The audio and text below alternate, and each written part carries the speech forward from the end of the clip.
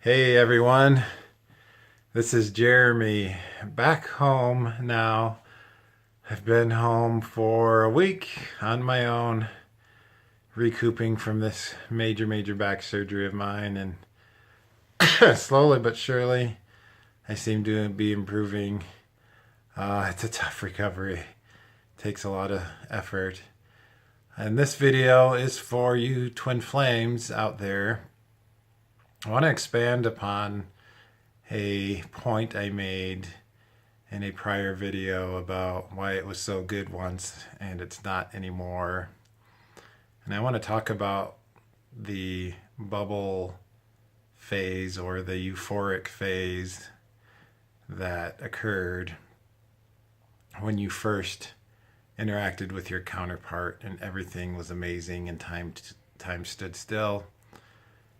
And I want to break it down for you why that happened that way, and then what can be done so that you can consciously create that, not just potentially with your counterpart again, but in your life and all your interactions and dealings, such that you are a free flowing, loving spirit person that just interacts without any kind of stress or fear or attachment. And so, first, let me break down that bubble phase for you. In that bubble phase, it felt amazing, didn't it? You were with your counterpart, you would talk, you would look into each other's eyes, you talked for hours on end, and you interacted without any thought about what they were going to say or do. You weren't worried about them rejecting you. You weren't worried about them saying they were too busy or not interested in you. There was just a free expression happening, and the same happened for them. And this is an amazing thing, because when I look back at the experience with my counterpart, there was actually times during that bubble phase where asked to meet up and she couldn't. She said, I can't, or something was going on. And it had zero effect on me. It had zero effect, meaning that even if she would have said, I can't do it, or I can't see you right now, during that bubble phase, there was no thinking, oh, what's going on here? Why can't she see me? Whereas after that bubble phase, when those things started to occur and I got inside my head and started giving meaning to things, then I started to have those lower level emotions of fear and insecurity come to the surface. They did not come to the surface in that bubble phase. There's something magical about that phase where everything is just incredible and you're outside. It's almost like you're outside of yourself. Your lower level emotions are incapable of surfacing. Well, I think the reason that you get outside yourself in that bubble phase is because it's a very organic thing between two people who are really connected. So I think it's the connectedness between you and your counterpart that brings out that bubble phase organically. It's because of the chemistry, the click, and depending on how you want to view twin flames, I speak more of it practically, but there's a lot of people you can listen to who will talk about that they're this half of your soul and things like that. I don't know the mystery of that. I can only talk about it practically as far as my knowledge goes. But there's something about the connectedness between you and that person that brings out this organic interaction of free expression, free love, and a desire to just give. And both of you do that at such a high level that it's just this euphoric, amazing thing. And to replicate that after that becomes really hard. To consciously replicate that or consciously be that way is really hard, as I said in the prior video, because now you have the knowledge of the twin flame situation. You know what this bubble love phase is called. In a sense, being naive also played into your favor when you're in that bubble stage, because you didn't have your mind to get in the way with all the knowledge and concepts that you now have. And so how how to bring that back in your life. How do you get back to that phase consciously with all the knowledge that you have? Well, let's break it down what it's like in that bubble phase. So first of all, when you're in that phase, there's some things that you are doing. Let's go over them. One, you're giving freely without expectation. You're just giving of your time and yourself without expectation. And you're doing it not to get something. Two, you are freely expressing yourself fully. You are being yourself 100% without fear of what another person might think. So one, not only are you giving without expectation, but you're also being yourself fully without fear of reprisal or anything whatsoever. You are fully congruent with your true self.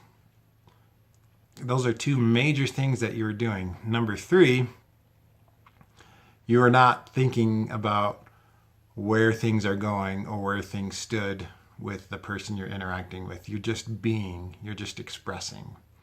And those are three very powerful things that now you can take as a framework and apply to your interactions now. So my guess is that in your interactions now, if you've had interaction with your counterpart, I had some interaction with my counterpart just over a year ago, and I experienced some of these lesser emotions occur when she agreed to meet up and then canceled at the last minute. The lesser emotion that came up for me was, how dare she do that? That's not cool. She's treating me like shit. Instead of me just being and giving freely without attachment. And so to consciously now get into that mode, you have to take these concepts and integrate them into your body. You can't just think about them and have them become part of you. As you well know, if you've had any interactions where you felt the lesser emotions occur, just having the knowledge of what to do is not enough. You have to bring it and integrate it into your whole body, into your nervous system, into everything that you are. For me, the way I did this is I put myself out there and went out on a lot of dates and faced rejection after rejection all the time.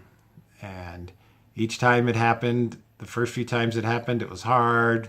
My reaction was that that person is mean, etc. And by the way, it doesn't mean you let someone walk all over you either.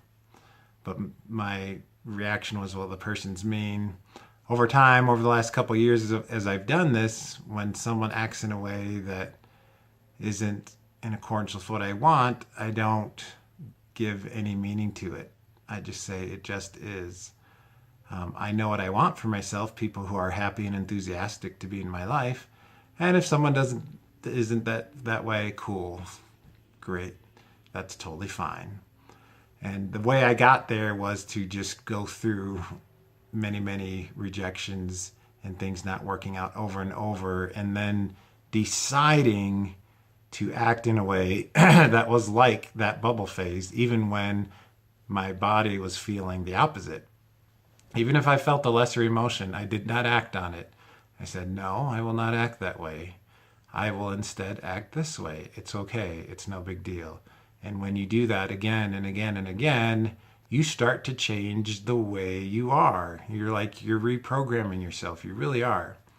And so it's this reprogramming of yourself that happens when you decide, because you have the knowledge in your mind of how to act, when you decide to act that way, even when your body wants to act another way. And this is a hard thing to do because it's way easier and more comfortable to act how your body's naturally feeling. It's more difficult to recognize my body's feeling this way. I don't like it and I don't agree with it. And instead, I'm going to be this way, even though I feel this other way. And you need to do that again and again and again. And it's just like going to the gym and lifting weights. Over time, you will get stronger and you will become that new person. And interestingly enough, when you go through a hard experience, your body, you'll wake up one day and your body will react in the way that you've been training it, and you'll say, holy shit, I have become this new person that was different than who I was before. And that, my friends, is how you become the kind of person who lives in that, who was in that bubble phase, and become that way every day in your life. It's by taking those things that you were doing in the bubble phase and having that be your standard for life and how you interact with people. And you override what your body is feeling, and you make the hard choice to say, no, I am going to do this instead, over and over. And eventually you get to the point where you are now acting freely and expressively as you were in that bubble phase. And it takes time. I'm still working on it. I've made some good progress, but I'm still working on it, just like all of you. So for those of you in this situation, write down what it was like in that bubble phase and how you were behaving, and take those behaviors and consciously act that way whenever you face something that's difficult or not what you like, and you feel yourself getting a little angry or ornery or frustrated or pissed off or whatever it is, and say, no, instead of this, I'm going to be kind, compassionate, and loving and free and happy. And then go act that way, and don't say or do anything that is the opposite of that. So in your responses, in your messages, in your verbal communication, speak in such a way as if you're in that bubble phase. That's part of integrating the programming as well, not just in your behavior, but in your speech and how you act. And so do this again and again, and over time, you will become that person consciously. And it's a beautiful thing to watch. I've seen myself in my journey, and I know I've got a ways to go, but I've seen some of the progress that I've made, and it's super exciting. And I'm excited for all of you to be able to take some of these concepts I've just shared and every day seek to integrate those beautiful and wonderful things that you were in that bubble phase into your life, into your everyday interactions, and you will become that person once again. And it will be more than just an organic beginner's luck, naive type of thing. It will be a conscious thing. You will have programmed yourself to be that. You will have become that person, rather than just having it be an organic thing that happened to occur because two amazingly connected people interacted. So for those of you in this situation, I know it's tough. I know it's hard. It takes a lot of work on yourself. You're chiseling yourself like a sculpture. That's really how you have to view this situation. You are chiseling yourself like a sculpture every day.